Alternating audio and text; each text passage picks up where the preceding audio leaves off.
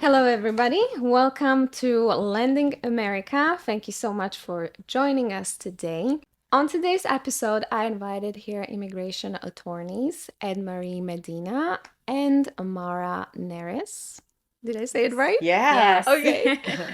Who work in Alex Hanna Law firm to talk about immigration stuff, all the questions you guys ask me, especially about working in the US and living in the US, and they might have legal answers for us. So, welcome, girls. Thank you. Thank you for having us. Thank you so much for accepting my invitation. So, let's get right to it. My first question would be, how can people come to the US and work here? Okay, so there is definitely a lot of paths that people can come through United States. However, if you're asking how they can come and work, then we will have to, it will depend. Like they can come via sponsor, they can come through a work visa. There are also other options that they can come and give them a work authorization. Like for example, they're seeking asylum, they here on a temporary protected status, but they're already here in the United States to apply for that. Or they come here in a family petition and during their adjustment, the adjustment will normally give them a work authorization. Also, humanitarian paroles would give you a work authorization as well. Yeah, as Marie said, there's so many methods to come to the United States legally to work, right? It's important that you seek an immigration attorney with the facts of your case. For example, I have family members in the US, right? I have my mom and dad or my spouse or my fiance is in the US, right? How can I make it to the US legally and then obtain work authorization? Your parents or family members can petition for you. Your employers can petition for you, or sponsor you, is the correct terminology. You can come here on a student visa. Although you're not allowed to work, you are allowed to be legally in the United States. And while you're not in school, right, you're able to work for the summers or get some sort of employment like that. There is exchange visas that allow you to come to the United States and kind of have employment while you're here in the United States. As Emery said, there are also avenues that while you're already in the United States, you're able to get work authorization as you're seeking migratory relief in the United States, perhaps through asylum or temporary protected status, or you're here on a humanitarian parole for 2 years, you're able to work like that way too. But coming to the United States to work is very feasible for an array of people, right? It's not that you need to work here illegally. No, there's actually tons and tons of avenues to get to the United States and be able to work here legally. You mentioned humanitarian parole. Hmm. Can you elaborate on that? Sure. Some countries that right now they're having a humanitarian crisis, and you can start the process, or your family can start the process to sponsor you, request a humanitarian parole. We also have human reunification parole. We also have family reunification paroles, and once that's approved, it will give you a authorization to be able to come to United States. Yeah, so if we're not mistaken, the countries that are participating in that Yes. program right now is Venezuela, Cuba, Nicaragua. I believe now Colombia is part of that, Yes. El Salvador, so the USCIS website has the countries that are now participating in this humanitarian parole process. So there's a form which you fill out to the United States government, and they're allowing people of those nations, citizens of those nations, to come into the United States on 2-year parole. So you're going to come in through the airport, you're going to be paroled into the United States, you're going to be given a social security number and a work authorization because your country is going through an urgent humanitarian crisis. So, if you're a citizen of that country and you are going through an urgent humanitarian crisis, you should seek the avenue to come to the United States on a humanitarian parole. How about work visa? What are the ways how to get them? So, there are a couple different kinds of work visas, right? There are work visas that are sponsored by employers, which are most of the work visas. They're work visas for, well, they're not really called work visa, but employment-based visas, right? That are for extraordinary individuals, right? You can Mhm. come also work for a company here in the United States if you're a manager or in a high position in a company abroad. Really does depend on your specific situation, right? So it's important that when you do speak to an immigration attorney about coming to the United States on an employment-based visa, that we're able to look at your curriculum, all of your achievements, the companies that you have worked for abroad, whether or not you can be a transfer or you can come here on the H-1B, it through a sponsorship program through your employer, right? those would be things that we were looking to when we do a consultation with a client to see your resume, the places in which you have worked, your achievements. Have you been published? Have you done any significance for the career that you're in? How long have you worked in it? Do you have a master's degree in that field, a doctoral degree, right? So that, the work visas, they really do differ, I guess is the word. It is specific to the person that is applying for that employment based visa. We're really going to have to take a look at your employment in its entirety to see which visa you qualified for. But there's a lot of employment based categories. A lot of people fit into these employment based visas. We really just have to see, what have you done in your career? What have you done in your employment to see which visa is, unique and narrowly tailored to you. How does one know if they have any extraordinary abilities? Should they reach out to probably a law firm first to find out if they qualify? Yes. Definitely. So you should always speak. Attorneys can give you a very, very, very good idea of whether or not you qualify for these extraordinary visas, right? But usually, the extraordinary visas, you have higher education, you have been working in that field for a very long time, you're known in your field, and that kind of thing. Not everybody though, so that's just some people, but you when you ask how do you know you have extraordinary ability, everyone thinks they have extraordinary ability, right? Everybody thinks I'm the best at what I do, which is great, and I'm sure you are the best at what you do, right? But it's interesting to speak to an attorney because once an attorney is able to really take a look at your resume and everything that you have accomplished in your field, and all the degrees in which you've obtained, they can tell you, hey, this is the best visa for you. And we're going to go ahead and put together this visa packet and be able to get you to come to the United States on this employment based visa, which ultimately leads to residency in the United States, So Mhm. that's not just for people with higher degrees. You can have an extraordinary ability if you're a great musician. You didn't have a degree, right? Or you didn't get a degree, but you're an extraordinary musician. You're an extraordinary athlete or you're an extraordinary um, author. It depends. It really does, right? But we really do have to look at your resume and the things that you have accomplished in the course of your career to tell you, okay, you fit in this extraordinary category or that extraordinary category, So I think the best way, if you do think you're extraordinary, everybody, is to speak to an attorney, say, hey, look, this is my resume. This is all the things that I've accomplished in my career. Do I qualify for these kinds of visas? Do I qualify for a visa that I don't need an employer to sponsor me? Can I sponsor myself? Because I have such an extraordinary ability that I now merit national interest, that I can get a waiver of the sponsorship. So I do think and I recommend, that if you are, a person in your career that you've been doing it for a long time and you do feel like you have achieved significant accomplishments in your career, to speak to an attorney and say, do I qualify for any of these extraordinary visas in the United States? What if I am not very extraordinary and if I'm not from the country that is eligible for the humanitarian parole? What then? Well, there's other options for you. Let's say, maybe you have family, like immediate family. Let's say your mom or your dad or a brother or a sister and you're abroad. They can do a start a family petition. And once that's approved, you can do your consular process and come in the legal way to the United States. Also, we have other processes like, you're engaged to a U.S. citizen, you can come through a fiance Fiance visa. visa. I'm sorry, Yeah. and you can come to United States based on that. We also have for people that want to maybe do some exchange, like G1s and G2s. You of course you can come, but you cannot overstay. You have to stay until the visa is available. But that's other ways that you can come. However, they are more limited, and you will have to return unless circumstances change that you might be able to change your status while you still have a status. And that is very important to people to understand that you cannot change status if your status already like expire. For example, let's say that my visa expires in 6 months, and I intend to change it maybe for a student visa, and I'm talking very general.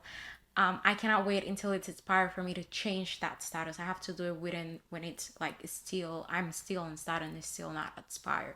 But definitely there's a lot of ways for people to be able to come here legally, and then there's other ways of people that may able to come looking for asylum because they're fleeing like a lot of very terrible things that are happening in their country.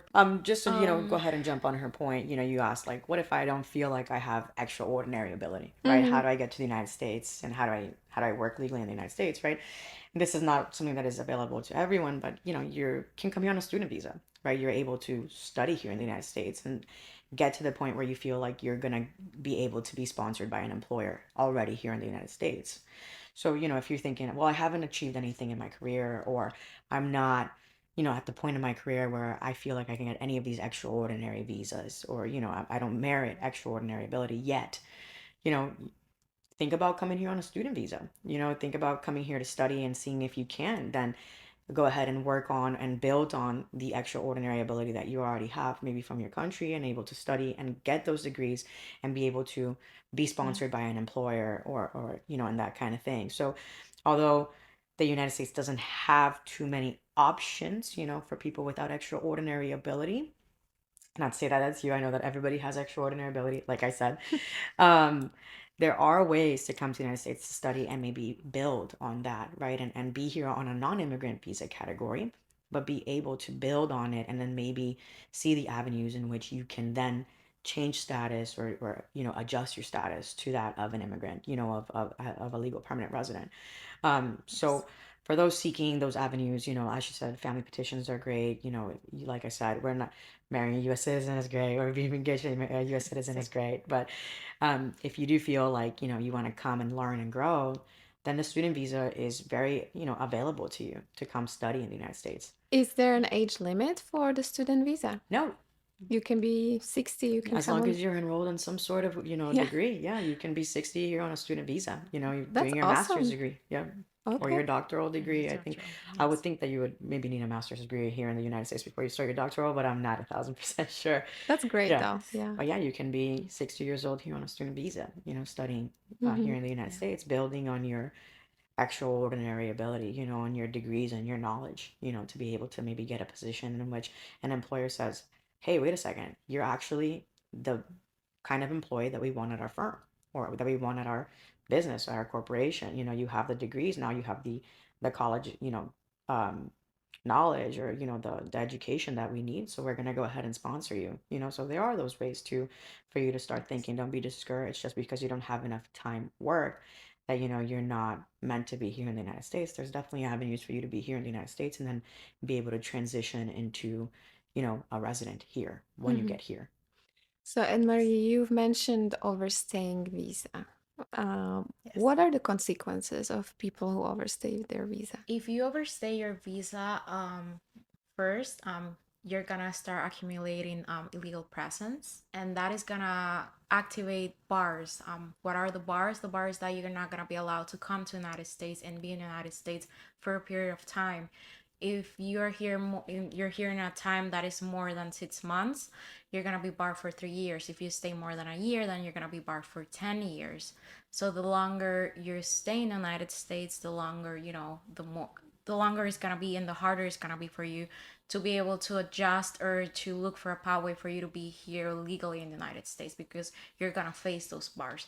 Of course, there are some waivers. For example, let's say you're married to a United States citizen and you enter illegally, or let's say you enter and you overstay, there's waivers that will give you how do you say that, The ability to be able to, continue yes, with your to membership. continue to be here, but you have to apply for those waivers. Those waivers are not easy. You need to show extreme hardship to that U.S. citizen relative that is gonna qualify. Not everyone qualifies for that.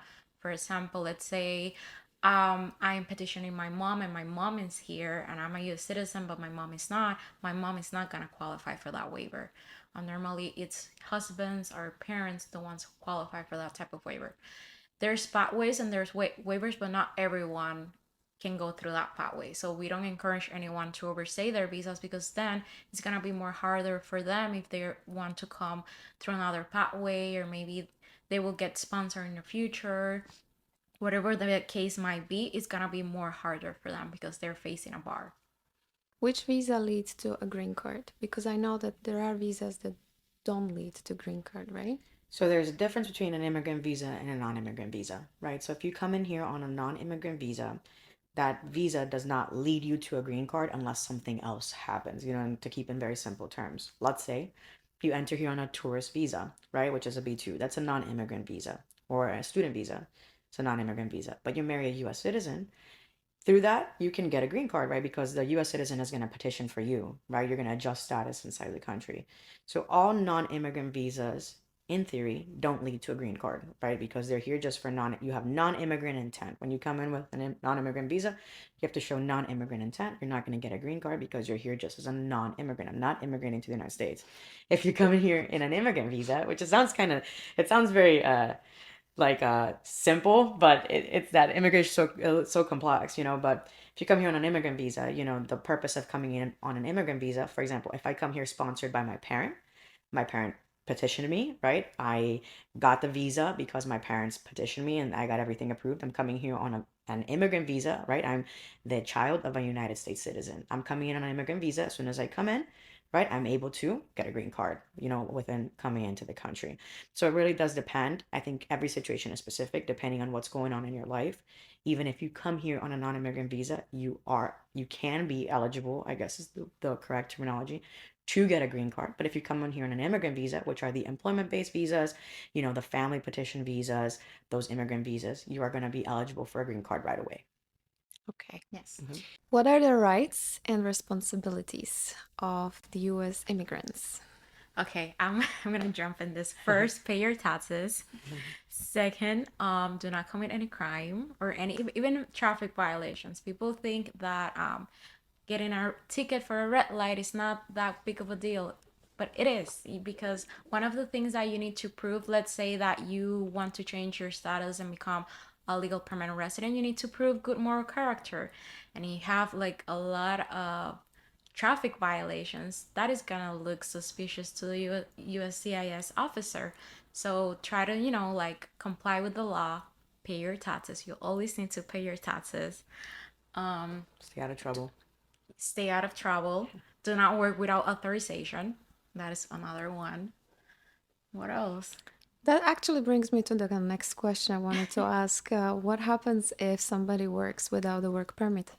It is very Yes. important not to violate. So working without authorization is actually a big immigration violation, right? So you're not allowed to work without authorization. It's clear point. It's simple, right? You're here on the terms of your visa, or here on the terms of what you told immigration officers that you were here to do. So if you're working without authorization, it could make you ineligible for other forms of relief down the line. And if you work without authorization, leave the country, and then try to come back into the country, and U.S. officials find out that you worked without the authorization, you can be barred from not coming into the country. They can send you back home Or and they say can deport they you? can deport. They can put you in those expedited removal proceedings. They're not going to let you come in anymore because you've violated the terms of your visa. So the United States takes that very seriously. Working without authorization is a very serious immigration violation.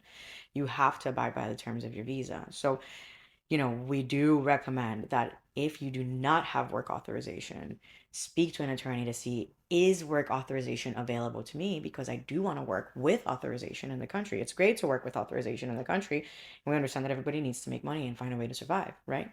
But working without authorization in the context of immigration is a big immigration violation, and you should not do it, because there are migratory and immigration consequences for you if you do work without authorization, and if immigration officials find out that you work without authorization. And even more, when you are seeking status, or change of status, or different Yes. immigration relief, it's a question there. Have you Yes. ever worked in the United States without authorization? And you cannot lie, so it's very important. There are big consequences to working without authorization, and I do think that if you are in a position where you say, hey, I need to work, I want to work, but I'm in the US and I don't have a work permit, speak to an immigration attorney, see what your options are to maybe get that work permit, and be able to work with authorization in the country. Thank you for joining us in this interesting discussion with Edmarie, Medina, and Neres from Alex Hanna Law Firm. We've covered a lot of ground today, but there's still much more to discuss. So be sure to join us next week for the second part of this conversation, where we will speak about topics such as working remotely from the US, crossing borders seeking asylum, who qualifies for asylum, and what you need to know about US customs. If you enjoyed this episode, please subscribe, leave a review, and share it with others who might find it helpful. Thanks again, and I'll see you next week. Bye!